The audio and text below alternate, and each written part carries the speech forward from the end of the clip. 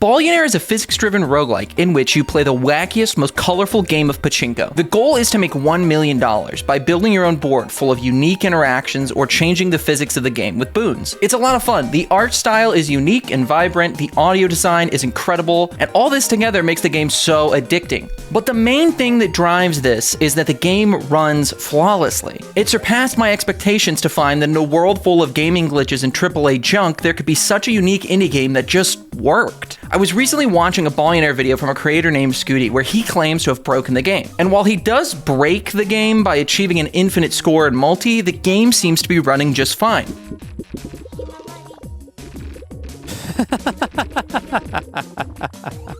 Okay, maybe fine is a bit of a reach. That was a little wild to see, but there was one specific moment that bothered me. It's crazy that the game actually works pretty well though. I thought it would start getting overloaded. Call it competitive spirit or call it a jaded gaming nihilism that believes perfection is impossible to achieve, and our idea of perfect and functioning are simply bound by the ignorant and limited scope of our current understanding of reality. But I think I can break it. After playing the game for a few hours, it became clear to me that there was one interaction the game didn't handle all too well. That is, spawning a bunch of balls. There! Did you see it? Right there! Right there! For just a moment, a breath in the wind of all the gobbledygook happening on screen, there was a slight lag. Fueled by either this truth or delusion, let's play around with one sole purpose, to spawn as many balls as possible. My theory is if we can do what I think we can do, this game won't know what hit it. Or will know, it'll be a bunch of balls. Anyways, to start my run, we're gonna take Smokestack. This is a buff that stacks 1 on a random stackable anytime a peg is destroyed. But before we get destroying, we're gonna need to ensure that we have the money to get past these early rounds. A plate and a tomato gets me a cool 1600, and a little luck can get me some bouncers for more consistent money. We also got lucky and got an early bomb goblin. The bomb goblin gets destroyed after being hit 15 times, and although I could just start stacking those up now, the next phase of my plan requires a couple different peg types: spells and gems. You see, spells in this game can do a bunch of things, like respawn balls that hit them, give them the rainbow enchantment, or spawn balls and hurt destructible pegs. The spell of explosion, ignition, and blight are going to be the fuel, the gasoline, the pure American diesel that makes this puppy purr, in a more climate-friendly way than the Ford F-150. Anyways, a couple castles will get me spells early, which with our smokestack stacking 1 to them anytime we destroy something, for the time being we can just stack up some destructibles, and a treasure chest. Treasure chests will drop us a gem whenever we destroy them, which brings me to the next part of our build. Gems in this game are just enhancers. Hitting them with a ball doesn't really do anything, but they do make hitting adjacent pegs better. Some of them make aging pegs age up faster or increase their mult every stack, but there are a couple of gems we will see later that take this build from a truck to a tank. In this round, we destroy a castle and start out with a spell of blight. That's the one that hurts destructibles. And since destroying anything grants us more stacks, tell me you're starting to see the vision. Fast forward a bit and our board is looking juicy. We have some nice money-making ropes, some mushrooms, and we got a spell of ignition. This is the start of the end of our master plan, as this spell spawns a fireball for every stack it has. Considering we already have 3 bomb goblins, 2 castles, and a treasure chest on the board, we're going to be stacking things pretty quickly. As you can see, we are destroying and stacking pretty quickly, putting our blight at 23 and our ignition at 9. But then we get a garnet gem. You see, the garnet gem skips the cooldown of an adjacent peg, and for every 10 garnet gems stacked, it will skip another cooldown. We're going to slot it right here next to the blight and ignition spells because, let's face it,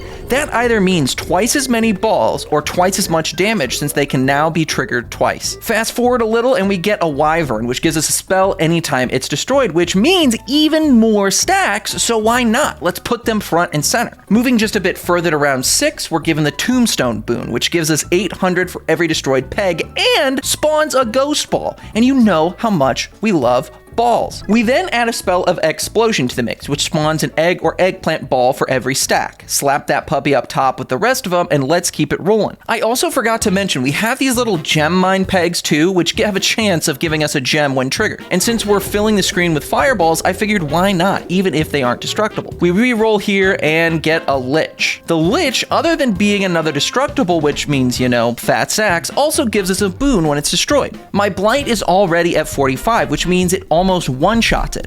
So soon we can guarantee a new boon every single drop. And immediately after this, we got a topaz gem. Now here's where things get good. When an adjacent trigger spawns a ball, like the ignition or explosion spells, give it a 10% chance to spawn an extra ball, and repeat this for every stack. So the master plan is complete. We have spells that destroy things. When things get destroyed, they stack. They stack on things that either destroy more things or spawn more things, carnage and chaos and balls and more balls. Hopefully with time, this build will spawn so many balls that the game won't know what to do with itself. I realize now that this video taken out of context is just like, why am I doing this? From here on out, we're just going to be building up our board with more stacks and more destructible. Also adding a little spell of rebirth to keep more balls on the screen at a given time, since right now they just kind of go everywhere. Also, for a bit of fun, we added the capacitor under the ignition spell since it stacks up malt for every fireball spawn next to it. And at this point, the game is already lagging a little bit and we're still on round 6. There are 3 more rounds full of ball dropping and stacking, and this is gonna get crazy. Oh, and we added a windmill. It gives us money every second, and anytime you hit it, it doubles the money. And it's next to the capacitor, which gives adjacent things more malt. We're not gonna have any problems passing each round, basically. We also picked up a runner's cap, which skips the first cooldown it hits. So when we hit the spells, we could skip that cooldown, and then because of the gems, we could skip that it's just gonna, there's gonna be a lot. There's gonna be a lot going on. Since the game is kind of feeling it at this point, I'll just show you some of the rounds as we get near the end. Immediately after we got the runner's cap, the game was like, that hurts. That hurt. Middle of round 7, it started kind of sounding funny.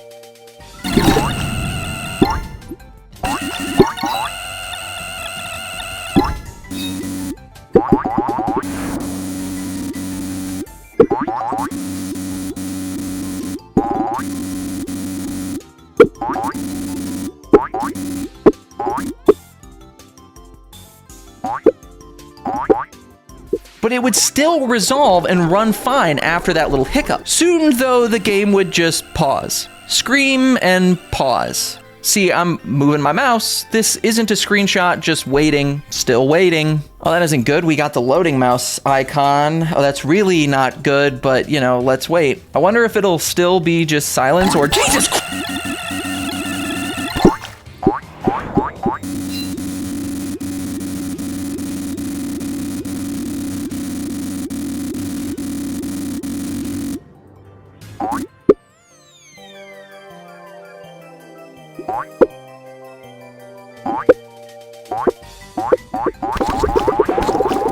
Well, we made $1 billion.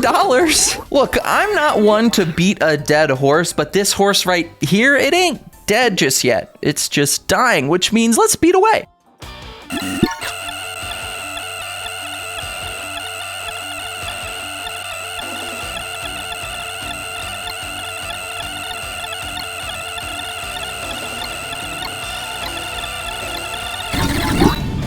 This is like watching a mushroom cloud. Beautiful in a way, but even more horrifying to witness this level of destruction. Is this how Oppenheimer felt? But it's still running. God damn it. On our last ball of round 8, it did the pause thing for like 6 minutes. It was frozen for 6 whole minutes, but it still resolved. The next ball was frozen for 8 minutes.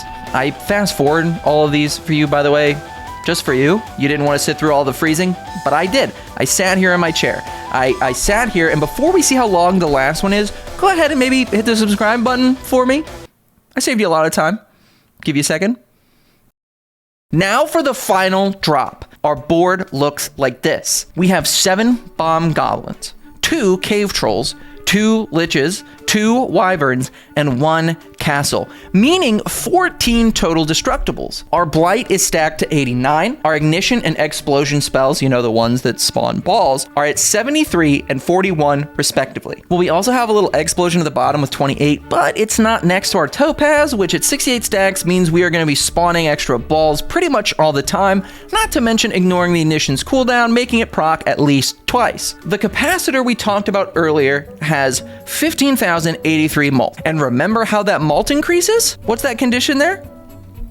Yeah, that's a lot of fireballs. Not to mention all the bomb goblins we destroy also spawn balls. And when Rebirth hits, it respawns up to 58 balls. I was gonna mention some of the boons that help keep the balls on the screen, but you can see all the boons. Just know there are just too many balls on the screen at any given point. Just too many. But will the game be able to handle that many balls? Okay, shut up. We dropped the ball and got our usual scream and boom.